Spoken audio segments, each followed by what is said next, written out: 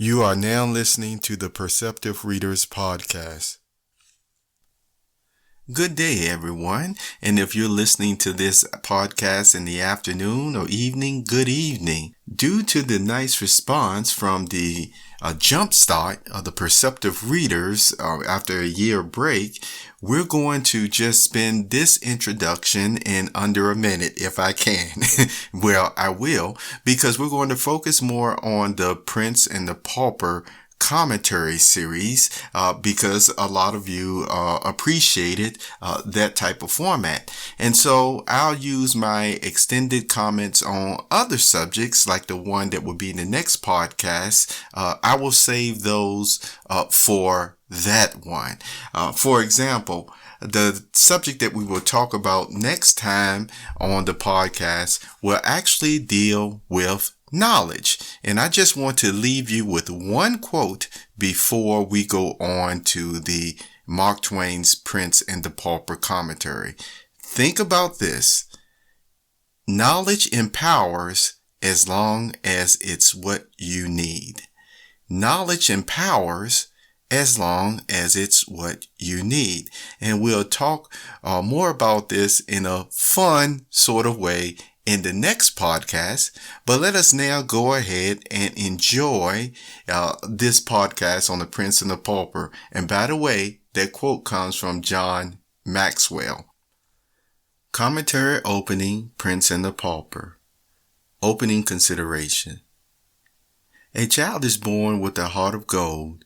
Poets, songwriters, and sages have pondered according to each gifted style of speaking and writing statements. When that child is born, whether the parents had prepared for the child's arrival or the child's announcement turned out to be a surprise, the mother and father realize a privileged responsibility. It is up to them to keep that child's heart in a gold, innocent state. Whatever the environment may be, from the poor to the rich, we can see early on what the child's personality is growing towards, how brightly the child's heart will continue to shine. Did you know mendicancy is the practice of begging for money or food in the streets? See how it is used in Chapter 2. Tom's early life. Let us skip a number of years. London was 1,500 years old and was a great town for that day. It had 100,000 inhabitants, some think double as many. The streets were very narrow and crooked and dirty, especially in the part where Tom Canty lived, which was not far from London Bridge. The houses were of wood, with the second story projecting over the first, and the third sticking its elbows out beyond the second. The higher the houses grew, the broader they grew. They were skeletons of strong, crisscross beams, with solid material between, coated with plaster. The beams were painted red, or blue, or black, according to the owner's taste, and this gave the houses a very picturesque look. The windows were small, glazed with little diamond-shaped panes, and they opened outward on hinges like doors. The house which Tom's father lived in was up a foul little pocket called Ophir Court, out of Pudding Lane. It was small, decayed, and rickety, but it was packed full of wretchedly poor families. Canty's tribe occupied a room on the third floor. The mother and father had a sort of bedstead in the corner, but Tom, his grandmother, and his two sisters, Beth and Nan, were not restricted. They had all the floor to themselves and might sleep where they chose. There were the remains of a blanket or two and some bundles of ancient and dirty straw, but these could not rightly be called beds, for they were not organized. They were kicked into a general pile, mornings and selections made from the mass at night for service. Beth and Nan were 15 years old, twins. They were good-hearted girls, unclean, clothed in rags, and profoundly ignorant. Their mother was like them, but the father and the grandmother were a couple of fiends. They got drunk whenever they could, Then they fought each other or anybody else who came in the way. They cursed and swore always, drunk or sober. John Canty was a thief, and his mother a beggar. They made beggars of the children, but failed to make thieves of them. Among, but not of, the dreadful rabble that inhabited the house was a good old priest whom the king had turned out of house and home with a pension of a few farthings. And he used to get the children aside and teach them right ways secretly. Father Andrew also taught Tom a little Latin and how to read and write, and would have done the same with the girls, but they were afraid of the jeers of their friends, who could not have endured such a queer accomplishment in them. All Ophir Court was just such another hive as Canty's house. Drunkenness, riot, and brawling were the order there, every night and nearly all night long. Broken heads were as common as hunger in that place. Yet little Tom was not unhappy. He had a hard time of it, but did not know it. It was the sort of time that all the Ophir Court boys had, therefore he supposed it was the correct and comfortable thing. When he came home empty-handed at night, he knew his father would curse him and thrash him first, and that when he was done, the awful grandmother would do it all over again and improve on it. And that way in the night, his starving mother would slip to him stealthily with any miserable scrap or crust she had been able to save for him by going hungry herself, notwithstanding she was often caught in that sort of treason and suddenly beaten for it by her husband. No, Tom's life went along well enough, especially in summer. He only begged just enough to save himself, for the laws against mendicancy were stringent and the penalties heavy. So he put in a good deal of his time listening to good Father Andrew's charming old tales and legends about giants and fairies, dwarfs and genii and enchanted castles and gorgeous kings and princes. His head grew to be full of these wonderful things, and many a night as he lay in the dark on his scant and offensive straw, tired, hungry, and smarting from a thrashing, he unleashed his imagination and soon forgot his aches and pains in delicious picturing to himself of the charmed life of a petted prince in a regal palace. One desire came in time to haunt him day and night. It was to see a real prince with his own eyes. He spoke of it once to some of his Ophir Court comrades, but they jeered him and scoffed him so unmercifully that he was glad to keep his dream to himself after that. He often read the priest's old books and got him to explain and enlarge upon them. His dreamings and readings worked certain changes in him by and by. His dream people were so fine that he grew to lament his shabby clothing and his dirt, and to wish to be clean and be better clad.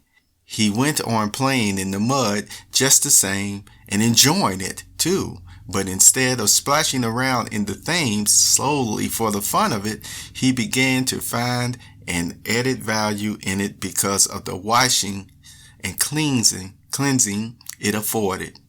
Tom could always find something going on around the Maypole, in Cheapside, and at the fairs, and now and then he and the rest of London had a chance to see a military parade when some famous unfortunate was carried prisoner to the Tower, by land or boat.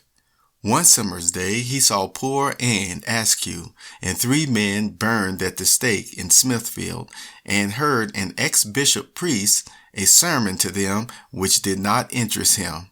Yes, Tom's life was varied and pleasant enough on the whole. By and by, Tom's reading and dreaming about princely life wrought such a strong effect upon him that he began to act the prince unconsciously. His speech and manners became curiously ceremonious and courtly, to the vast admiration and amusement of his intimates. But Tom's influence among these young people began to grow now, day by day. and in time he came to be looked up to by them with a sort of wondering awe as a superior being. He seemed to know so much, and he could do and say such marvelous things, and withal he was so deep and wise. Tom's remarks and Tom's performances were reported by the boys to their elders, and these also presently began to discuss Tom Canty and to regard him as a most gifted and extraordinary creature. Full-grown people brought their perplexities to Tom for a solution and were often astonished at the wit and wisdom of his decisions. In fact, he was become a hero to all who knew him except his own family. These only saw nothing in him. Privately, after a while, Tom organized a royal court. He was the prince. His special comrades were guards, chamberlains, equerries, lords and ladies in waiting, and the royal family. Daily, the mock prince was received with elaborate ceremonials borrowed by Tom from his romantic readings. Daily, the great affairs of the mimic kingdom were discussed in the royal council, and daily his mimic highness issued decrees to his imaginary armies, navies, and viceroyalties. After which, he would go forth in his rags and beg a few farthings, eat his poor crust, take his customary cuffs and abuse, and then stretch himself upon his handful of foul straw and resume his empty grandeurs in his dreams. And still his desire to look just once upon a real prince in the flesh grew upon him day by day and week by week, until at last it absorbed all other desires and became the one passion of his life.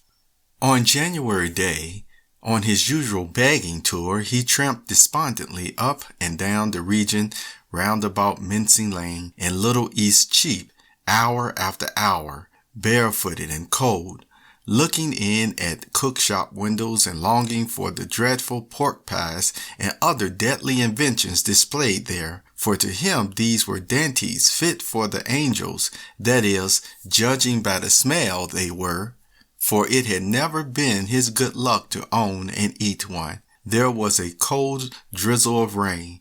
The atmosphere was murky. It was a melancholy day.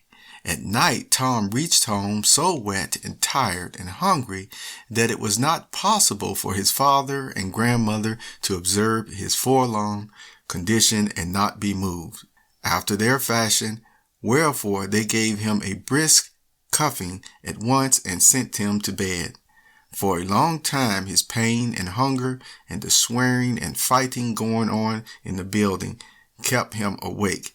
But at last his thoughts drifted away too far, romantic lands, and he fell asleep in the company of jeweled and gilded princelings who lived in vast palaces and had servants salaaming before them or flying to execute their orders.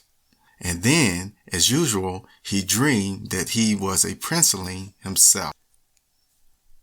All night long the glories of his royal estate shone upon him. He moved among great lords and ladies in a blaze of light, breathing perfumes, drinking in delicious music, and answering the reverent obeisances of the glittering throng as it parted to make way for him, with here a smile, and there a nod of his princely head. And when he awoke in the morning and looked upon the wretchedness about him, his dream had had its usual effect. It had intensified the sordidness of his surroundings 1,000-fold. Then came bitterness and heartbreak and tears. Now that you have read chapter 2 of The Prince and the Pauper, keep this in mind as a correction. The reader or narrator, yours truly, said the word princeling when it should be pronounced princeling. Again, the reader pronounced it princeling and it should be princely. Princeling. Wanted to give you this correction. Moving on to people to remember. Think about their names and station in life. Where did Tom and his family live? Tom Canty, John Canty, Beth, name, Father Andrew. Think about their names and station in life. Where did they live? Allow me to share a thought. Mark Twain was a humorist. This means he used his writing craft to motivate you into laughing at life's situations. His sense of humor at that time shows us the value of a lighthearted, or in some cases, well-intentioned, amusing thought. You have just listened to the Perceptive Readers Podcast. Remember, until next time, if you read something that encourages you to improve or enhance your life for the better, it becomes your reality.